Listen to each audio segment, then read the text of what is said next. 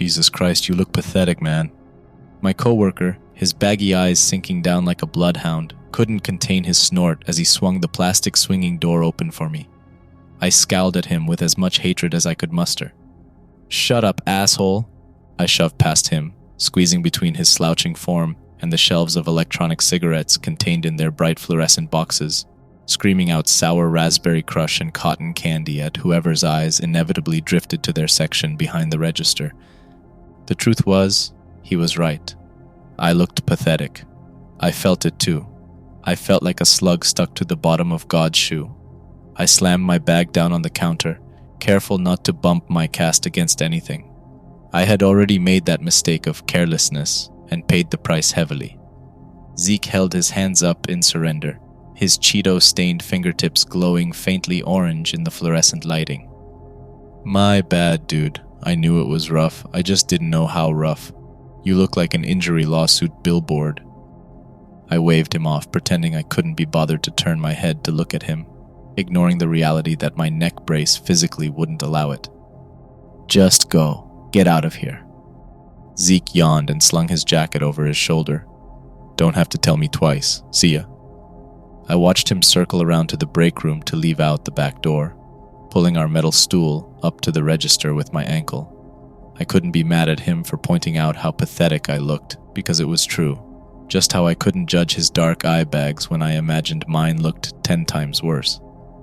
Sometimes it felt like there was a hierarchy in the convenience store, a power struggle. Zeke worked from 2 p.m. to 10 p.m., and I stepped in to take the torch until 6. Sometimes, when I was especially displeased with the night shift, I imagined him as a fat king, eating grapes and drinking wine from the bottle at home. It was more likely that he played Call of Duty and took bong rips until he passed out, knowing him. I always convinced myself I liked being alone, but every night the second Zeke left, it felt like reality began to fade. A gas station convenience store at night was like a portal, like some spot between dimensions. Half there, half not. It felt like being in a school during summer vacation, or visiting a completely empty water park. Slightly wrong. I sat for a while, just watching out the window, until I couldn't stand the encroaching boredom.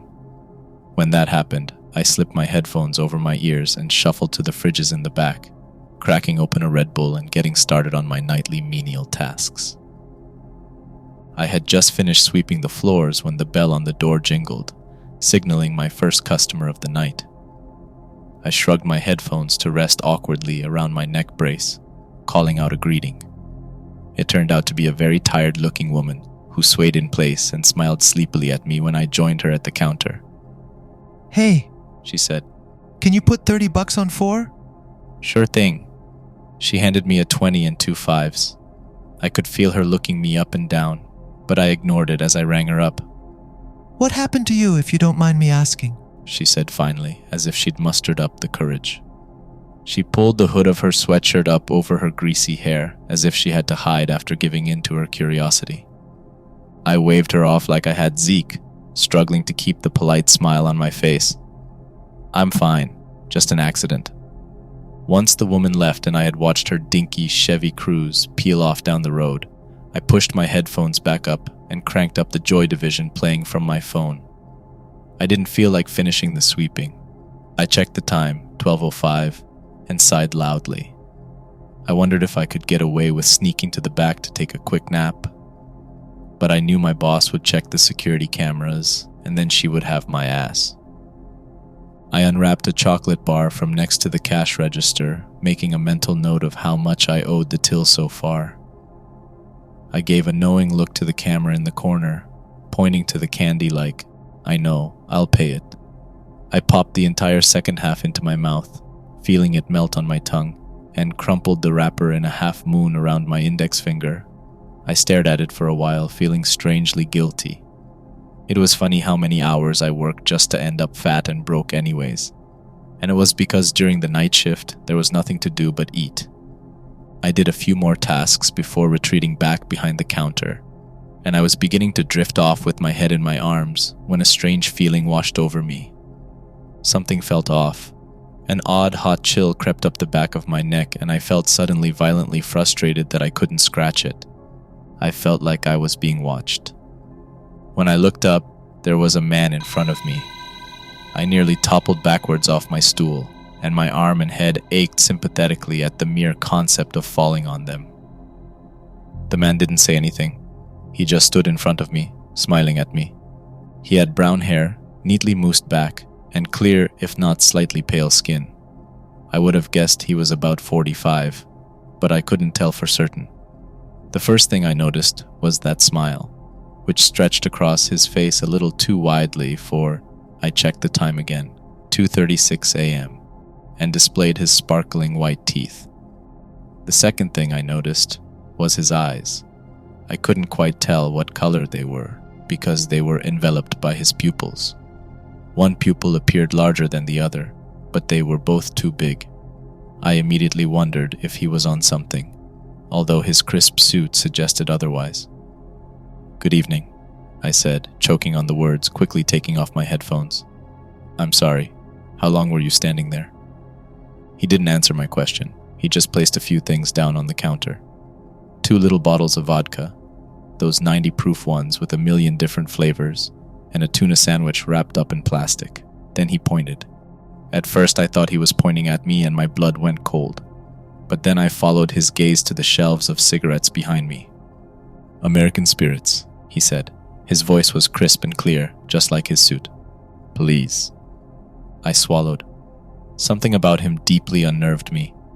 He had the demeanor and gait of a plastic surgeon, someone a little out of touch with reality, someone with a little too much work done. Why was he at a gas station in the middle of nowhere this early in the morning in such a nice suit?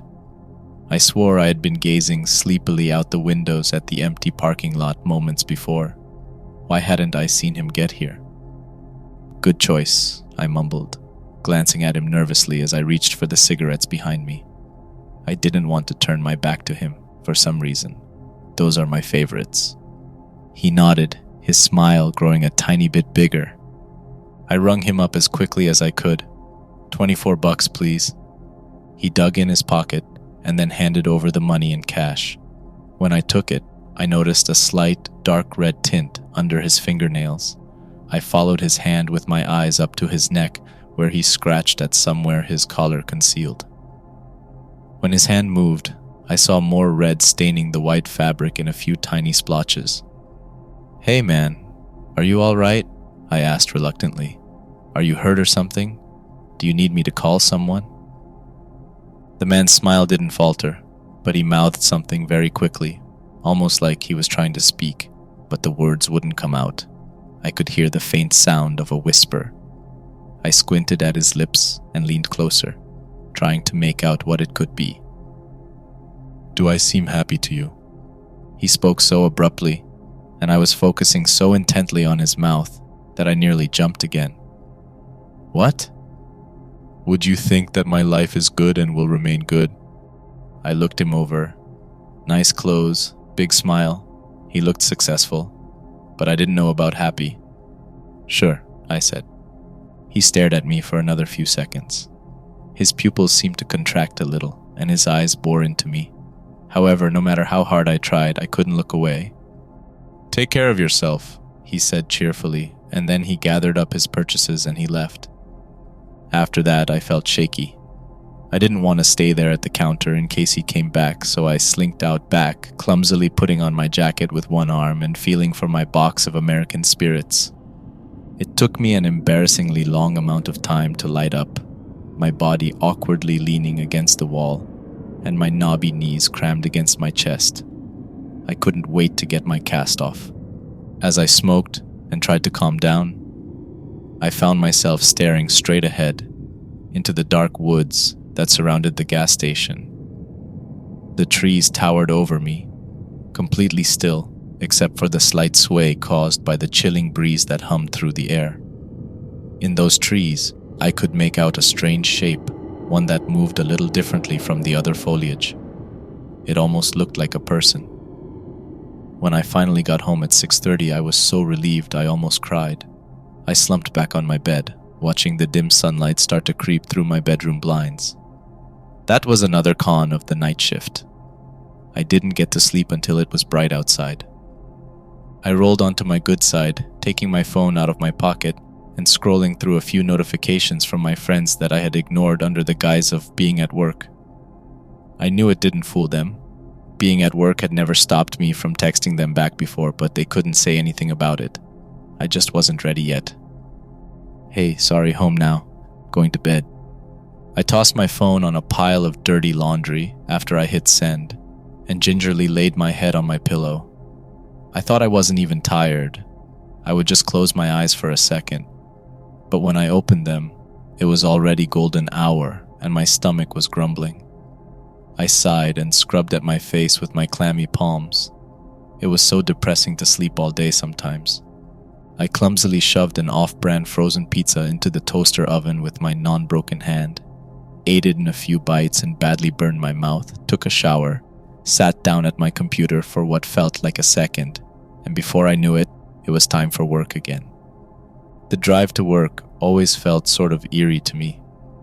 By the time I had gotten into my car, it had begun to rain, and my puny old windshield wipers struggled to keep up with the heavy downpour.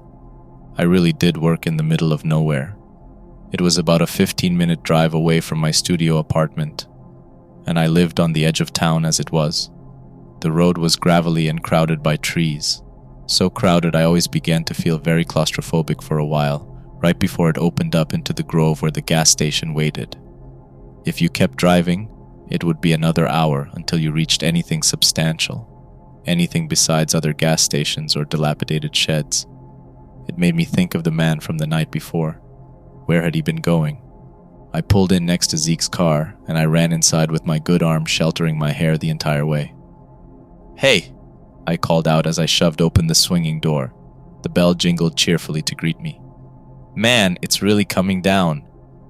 Zeke wasn't behind the counter. There was no response for a moment, and I began to feel uneasy, but then he called out from the back room and I sighed in relief. "I know!" He came out carrying a cardboard box in his arms. "It's bullshit, I hate the rain." I squeezed the rain out of my hair carefully, and was suddenly infuriatingly aware of the mind-numbing itchiness of the water trapped between my skin and my neck brace. "Hey." I slipped in behind the counter, and he set the box down next to me. It read snacks on the side in fresh black Sharpie. "Did you see anyone weird today?" I asked. He gave me a suspicious look, shrugging on his hoodie. Not any weirder than usual." "Oh, okay." I swallowed and picked at the skin around my nails. "Was just wondering, last night there was this weird guy." Zeke checked his phone, not really paying attention. "That's so weird. I gotta go. Tell me about it tomorrow." I rolled my eyes and nodded. "Okay, whatever. See ya." Like the night before, I didn't realize how lonely it was until he was gone. But unlike the night before, now I felt like I had a reason to feel strange.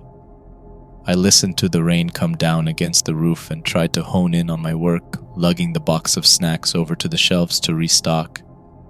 There were a few customers who came and went like always, and between catering to them and immersing myself in tasks and my cranked-up music, I almost forgot all about the strange man. Things felt normal again, and I was just an employee working in a convenience store as I always had been. That was until 2 came around again. At 2, it finally stopped raining, and the sudden silence began to make me feel unsettled. At 2:15, I took my smoke break, and when I came back inside around 2:30, something felt different. I hung up my damp jacket, taking my sweet time with it. I didn't want to go back out there yet. When I finally decided to suck it up, and I peered around the doorframe of the break room, he was there, standing in front of the counter, staring. I bit down hard on the inside of my cheek and tasted blood. "Hello," I called out, walking over to the register. "Good evening, back again?" He didn't say anything. I hadn't really expected him to. His smile seemed more shrunken than the night before, and so did his pupils. His skin looked a little less clear, a little more gray. His suit seemed disheveled, although I couldn't quite put my finger on why, and this time I could clearly see a spot of blood soaking through his collar. He scratched at it every few seconds, his hand lingering there, almost like he was trying to hide it from me. He was sort of hunched over now, as if he was in pain. He had placed the same items on the counter as the night before: 2 tiny bottles of vodka and 1 tuna sandwich. "American spirits, please," he said finally, his voice slightly scratchy. It sounded like the feeling of skinning your knee. I pressed my lips together and retrieved them for him. "What are you up to tonight?" I had to ask. I had to know. He made me so deeply uncomfortable that it circled around to twisted curiosity. The man laughed, but it didn't quite sound like a laugh. It sounded more like a cry. He took out 24 crumpled up dollars and placed them in front of me on the counter. "There are bad people out there," he told me, staring at me. I blinked a few times and nodded. "You're right." My voice broke a little, I couldn't help it. He gave me the creeps. The man seemed to like this answer. He took what he'd bought and smiled at me widely again. It looked almost painful to smile that wide. "Take care of yourself." It took me a moment to process that he was leaving. When I finally did, I rushed around the counter and to the door, wanting to see where he went, what he drove, something. I saw nothing, no trace. I cursed under my breath and sprinted as quickly as I could to the back room. I crouched in front of the big, boxy work computer, typing in my password and signing into the security live cam. Rapidly, I flipped through them, searching for any that would have him on them. When I finally found one, I had to go back because I almost missed it. The man wasn't getting into a car or even showing any signs of having one at all. He was walking straight back into the forest, his gait still strangely stiff and plastic. As soon as I saw him disappear between the trees, I turned off the computer and stared at my reflection in the black screen, unsure of what to think at all. "I'll work double hours," I mumbled, my face growing hot from my very apparent desperation. I hated to beg, or to ask for anything at all, really, but I felt that it was necessary. I was on my last straw. Jody signed a piece of paper aggressively, as if she were trying to rip through it with the tip of her pen, and then brought the back end to her lips. Her unwashed hair, frizzy from application upon application of box black hair dye, was tied back in a ponytail, which made her look like she'd gotten work done. Maybe that was the intention. "Noah." She said it in a long breath, like my name was just the byproduct of an exasperated sigh. She rubbed at her temples. "You know I would love to help you, honey, but this is what you signed up for. Besides, I can't afford to pay you overtime." I just didn't want to spend another night waiting, wondering if that terrifying man was going to show up. My anxiety would kill me. I couldn't rest when I was at home either. His smile appeared in my dreams. It haunted me. Still, I hadn't expected her to say yes. She never did. I had taken this job because I desperately needed it, not for convenience, and she knew it. She knew she had all of the control. My boss stood, surveying the break room as if it was simply an act of habit. "I'm sorry that I can't change your schedule, Noah. She smiled sympathetically in a way that was both saccharine and stiff. Maybe ask me again in the future. And can you make sure to mop during your shifts? It's looking a little grimy in here." I didn't tell her about the man. I didn't see the point. She would just give me the same fake sad smile and pat my shoulder. She would just tell me I was a little too old to believe in ghosts, and I couldn't possibly argue with that. I knew what time he would come. 2:36 a.m. exactly. It was always 2:36. At 1, I realized I hadn't seen any other customers since the day before. It wasn't like we bustled in the early hours of the morning, but there were always some. Some drunks, some stoners, some late-night road trippers, some homeless people. I couldn't remember the last time I saw 0 customers during a shift. At 2, my arms began to prickle with goosebumps. I tried not to stare out the window, not sure I wanted to see him coming at this point, but my curiosity got the better of me. At 2:30, I saw something emerge from the trees. It was man-shaped, but hunched over, as if he had a particularly bad case of scoliosis, as if his very spine had been bent like a green twig over someone's knee. I knew it was him immediately. I watched him shuffle across the parking lot, one hand gripping my phone in my pocket so tightly with my good hand that I knew my knuckles had to be a splotchy mess of white and red, and I knew they would ache when I finally let go. After what felt like years, the door finally swung open. The bell sounded slightly wrong, like it was just barely off pitch when it jingled. The man moved slowly, whether out of struggle or to torture me, I couldn't tell. His breath came out hitched and raspy, and in his hands, he clutched a wad of cash as well as a slip of paper. I stared at it, but couldn't figure out what it was. "Why are you here?" I asked against my better judgment as he collected the things he always got, 2 bottles of vodka and a tuna sandwich from the fridge. The man didn't answer, but I watched him begin to unfurl, clutching his purchases in his gnarled hands. He smiled at me as he walked towards the counter, his spine cracking and popping loudly as he stood up straighter. It was a disgusting, gruesome sound. When he stood up, I could see that his suit hardly looked like a suit anymore. It was very nearly torn to shreds, blood soaking through his white shirt in several places. I was frozen. I felt like I couldn't physically move, even if I was mentally able to tell my body what to do. I just stared at him as he slid his items towards me. "American spirits, please." I was finally able to back away, reaching behind me blindly for the pack of cigarettes. I didn't know what to do, I just wanted him to leave. His eyes bore into me, his pupils now as small as pinpricks, and shuddering wildly like flies swimming across the whites of his eyes. "Really stocking up on these, huh?" I asked, my voice coming out weak.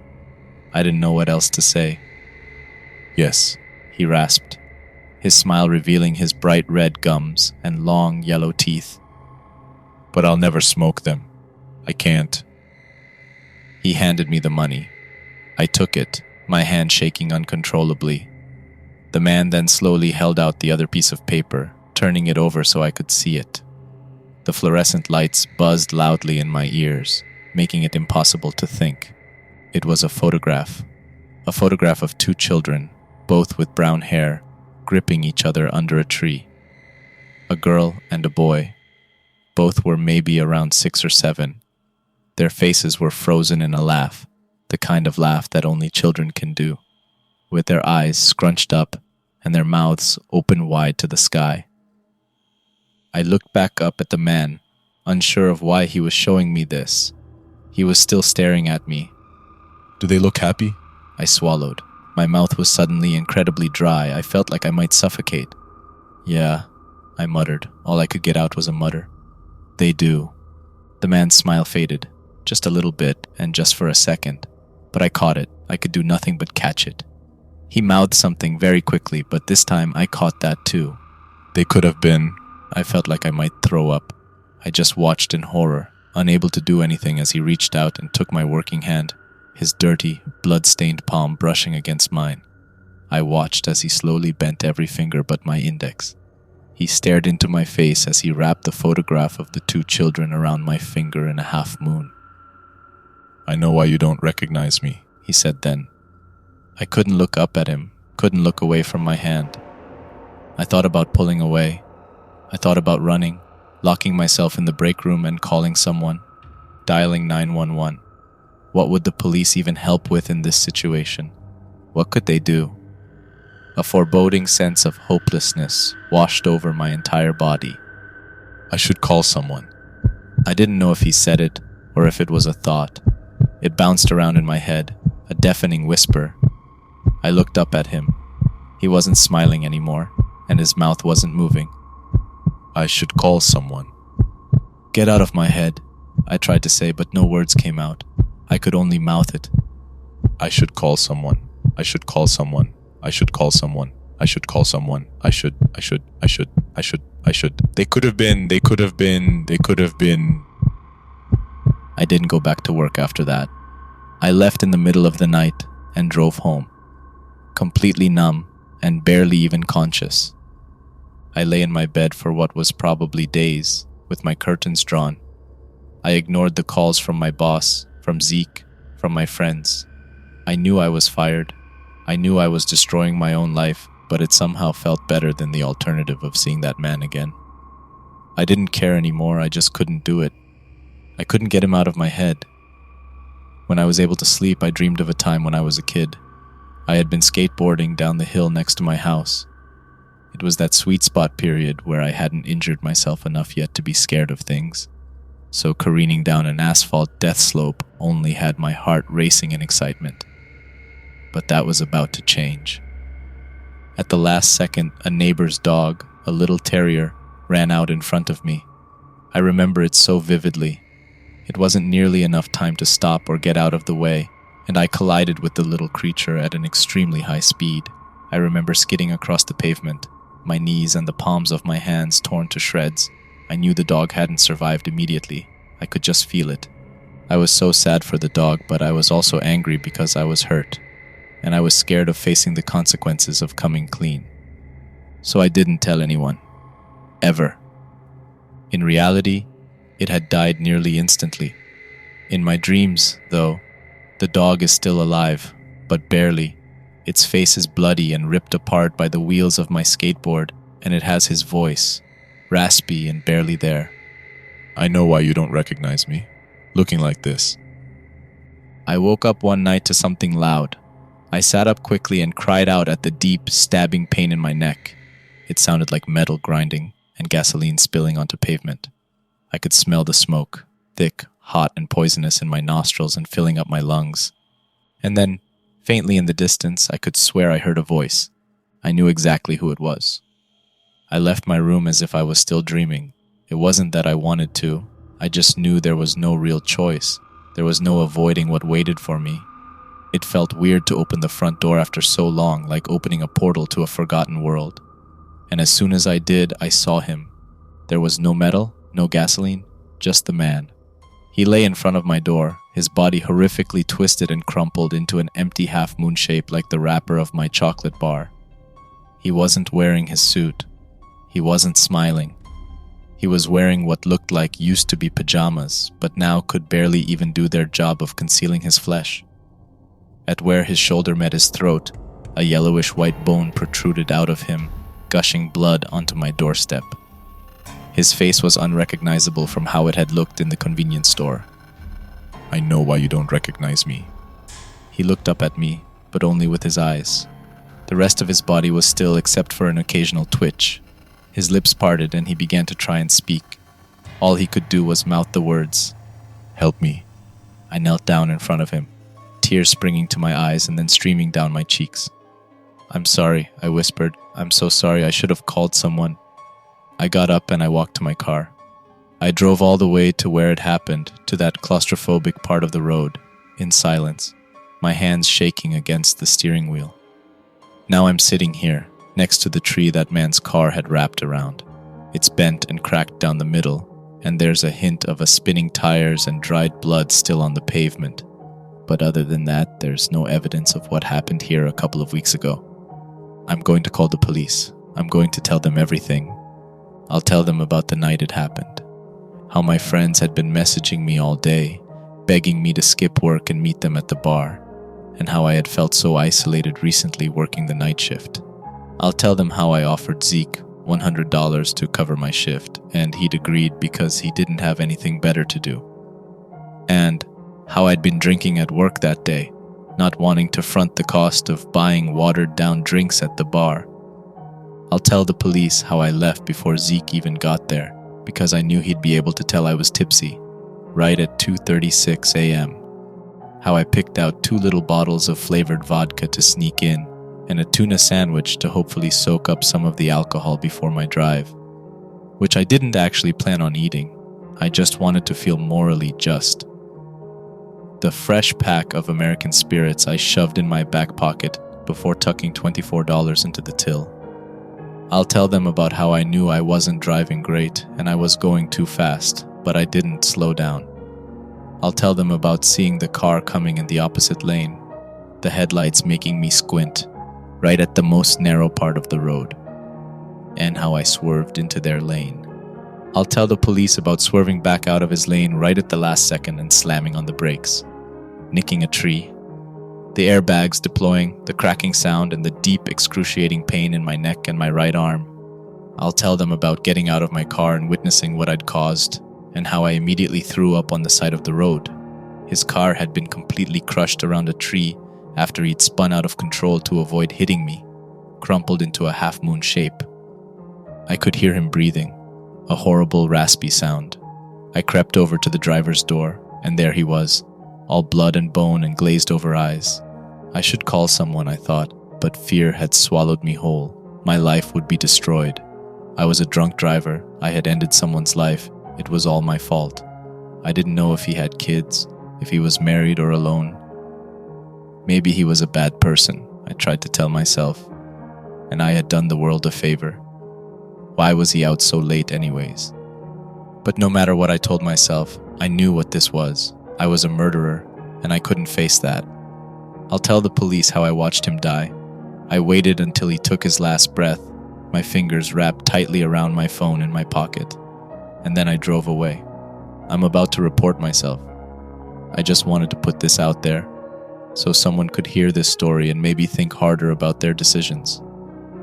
Everyone wants to say they know exactly what they'd do in a bad situation, how they'd handle it, but I know firsthand that isn't true. Everyone is a coward. I hope when I'm locked away, he's at peace. I hope his children live long, happy lives, and I'm sorry.